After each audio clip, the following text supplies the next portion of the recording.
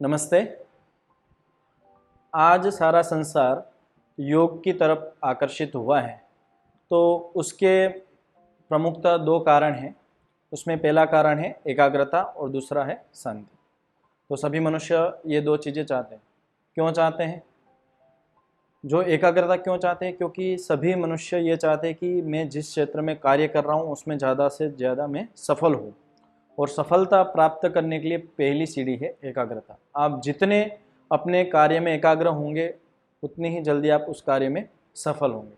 तो एक पहला कारण है एकाग्रता, जिसके कारण संसार आज योग की तरफ आकर्षित हुआ है। और दूसरा कारण है शांति। सभी शांति चाहते हैं कि मैं शांत रहूं, मन मेरा शांत रहे। तो ये भी एक कारण है जिसके कारण संसार योग की तरफ आकर्षित हुआ है। लेकिन योग का वास्तविक अर्थ क्या है ये लोग नहीं जानते। हाँ, जो लोग योग दर्शन से परिचित है, जिन्होंने योग दर्शन के विषय में कुछ पढ़ा है या सुना है, वे लोग तो योग के वास्तविक अर्थ को जानते होंगे। लेकिन जो योग दर्शन इस पुस्तक से परिचित नहीं है या इसको कभी सुना या पढ़ा नहीं है, उनके मस्तिष्क में जब जैसे योग बोलेंगे तो योग का क्या स्वरूप जाता है कि आसन, प्राणायाम, थोड़ा बहुत ध्यान कर लेना, यही योग है। लेकिन वास्तविक योग का अर्थ ये नहीं। योग का एक और अर्थ समाज में प्रचलित है कि योग मतलब जोड़ना, आत्मा का परमात्मा से जुड़ जाना, लोग इसको भी योग कहते हैं। तो योग का वास्तविक अर्थ ये भी नहीं है। आप योग दर्शन को कभी पढ़ेंगे तो वहाँ योग शब्द का अर्थ किया गया है समाधि। योग मतलब समाधि, और समाधि का मतलब है समाधान। जैसे आप समझिए कि इसमें समाधि शब्द में कुल 3 शब्द हैं। पूर्व में 2 उपसर्ग हैं, सम, आंग और धी। ये 3 शब्दों को मिलकर समाधि शब्द बनाए। सम का मतलब है सम्यक्तया, अच्छी प्रकार से। आंग का मतलब है चारों तरफ से, मतलब सब ओर से। धी माने धारण करना। तो सम का अर्थ हुआ सम्यक्तया, अच्छी प्रकार से, मतलब क्वालिटी, गुणवत्ता। और जो आंग उपसर्ग है उसका अर्थ हुआ मात्रा, मतलब क्वांटिटी। ये दोनों होनी चाहिए। जब भी आप धारण करें तो ये अच्छी प्रकार से भी होनी चाहिए, गुणवत्ता भी होनी चाहिए, तब वो समाधि का ये अर्थ है। अब समाधि चित्त की 5 भूमियों में रहती है। अब चित्त की 5 भूमियां मतलब चित्त की 5 अवस्थाएं हैं जिसमें ये समाधि धर्म रहता है। चित्त का मतलब है मन, और चित्त त्रिगुणात्मक है हमारा। ईश्वर ने इसको 3 गुणों से मिलाकर बनाया है। वह 3 गुण है सत्वगुण, रजोगुण और तमोगुण। इन तीनों गुणों को मिलाकर चित्त का निर्माण हुआ है। लेकिन इन तीनों गुणों में से भी सत्व गुण की प्रधानता है और अधिकता है, और रजोगुण और तमोगुण कम मात्रा में है। मतलब इस चित्त के निर्माण में सत्वगुण, आप समझने की दृष्टि से समझ सकते हैं कि सत्वगुण 50% है, तो रजोगुण और तमोगुण की मात्रा 25-25%। मात्रा की दृष्टि से सत्वगुण अधिक है। इसीलिए शास्त्र में, योग दर्शन में जगह जगह चित्त को प्रख्यारूप या सत्व प्रधान ये कहा गया। अब देखते हैं हम कि समाधि धर्म चित्त की 5 भूमियों में रहता है, मतलब मन की 5 अवस्थाओं में रहने वाला धर्म। मन की 5 अवस्था है जिसमें हम सब कार्य करते हैं। इन 5 अवस्था से इस संसार का कोई भी व्यक्ति इस 5 अवस्थाओं से बाहर नहीं जाता। इन 5 अवस्थाओं के अंदर ही हम सबका मन कार्य करता है। ये 5 अवस्था क्या है? तो पहली अवस्था है क्षिप्त, दूसरी मूढ़, तीसरी विक्षिप्त, चौथी एकाग्र और 5वीं निरुद्ध। ये 5 मन की अवस्थाएं हैं, ये 5 चित्त की भूमियां हैं। अब पहली अवस्था है क्षिप्त अवस्था। इसको हम थोड़ा समझने का प्रयास करेंगे। क्षिप्त अवस्था में क्या होता है? हमारे अंदर चंचलता अधिक होती है। जब हमारा मन क्षिप्त अवस्था में रहता है तो हमारे अंदर चंचलता अधिक मात्रा में रहती है, और हमारा चित्त ऐश्वर्य प्रिय और विषय प्रिय हो जाता है। क्या? ये 2 चीज की ओर चित्त आकर्षित होता है। अब ऐश्वर्य का मतलब है, ऐश्वर्य मतलब ये सांसारिक धन संपदा आदि। अब वो ऐश्वर्य उसको धर्मपूर्वक प्राप्त हो, अधर्मपूर्वक प्राप्त हो, इससे उसको कोई लेना देना नहीं। और दूसरा है विषय प्रिय।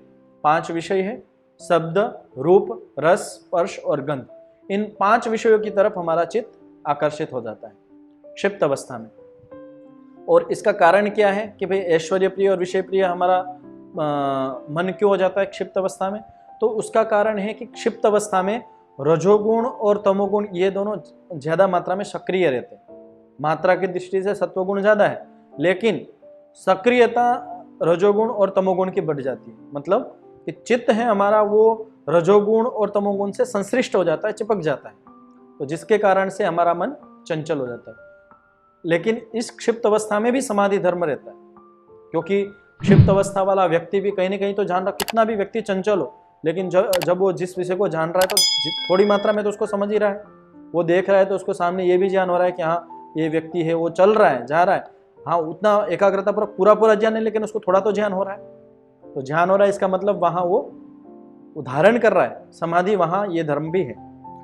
अगली जो अवस्था कही गई है मन की, वह है मूढ़ अवस्था। मूढ़ अवस्था में तमोगुण से हमारा चित्त अनुविद्ध रहता है, मतलब तमोगुण ज्यादा मात्रा में सक्रिय रहता है। तमोगुण के ज्यादा मात्रा में सक्रिय होने से क्या होता है कि हमारा चित्त है ना, वो अधर्म, अज्ञान, अवैराग्य, अनैश्वर्य की ओर बढ़ने लगता है।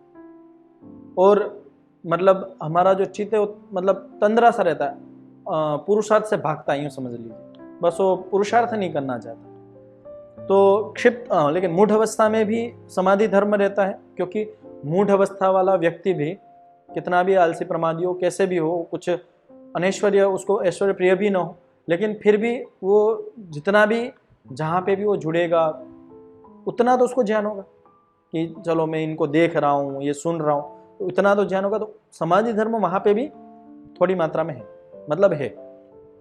तीसरी अवस्था कही गई है वह है विक्षिप्त।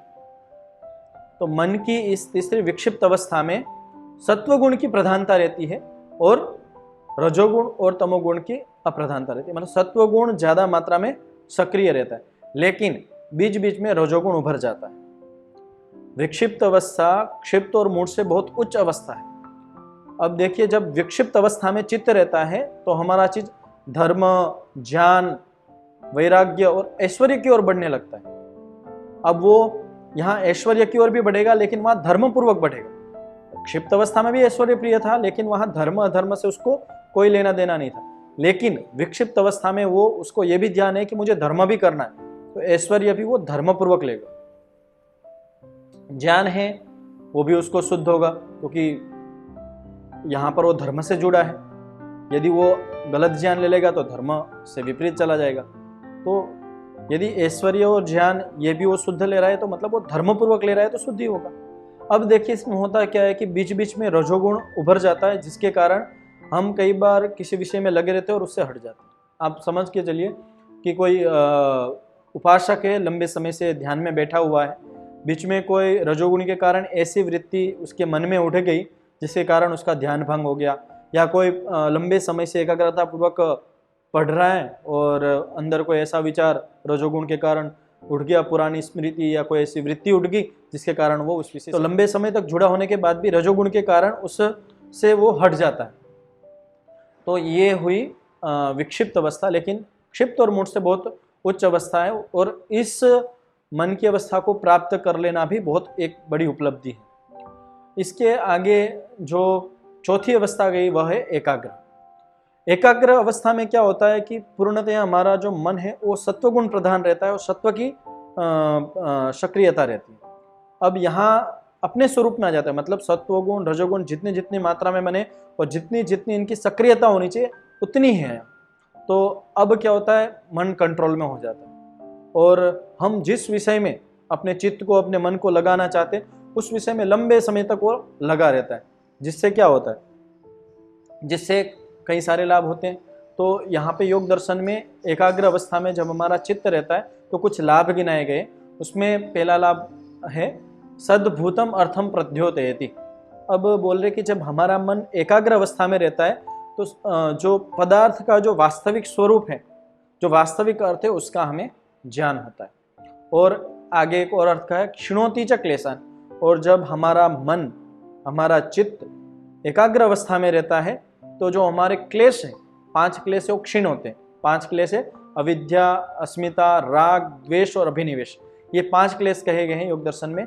इन 5 क्लेशों को क्षीण करता है, क्योंकि ये 5 क्लेशों से ही हम सदैव मतलब दुखी होते रहते हैं। ये 5 क्लेश ही हमें क्लेशित करते रहते हैं। तो इन 5 क्लेशों को ये जो एकाग्र अवस्था है क्षीण करती है। फिर आगे एक और लाभ कहा गया है कि कर्म बंधनानि श्लथयति, कि कर्मों के बंधन को शिथिल करती है। जब हमारा मन एकाग्र अवस्था में होता है, सत्व गुण की प्रधानता रहती है, प्रधान रूप में सक्रिय रहता है, तो जो हमारे कर्मों के बंधन है वो शिथिल होते हैं। और चौथा लाभ कहा गया है कि निरोधाभिमुखम करोति, कि निरोधाभिमुखम मतलब असंप्रज्ञात समाधि की ओर, जो 5वीं अवस्था है निरुद्ध अवस्था, उसकी ओर हमें एकाग्र अवस्था धकेलती है, उस ओर ले जाती है। तो ये 4 लाभ एकाग्र अवस्था के हैं।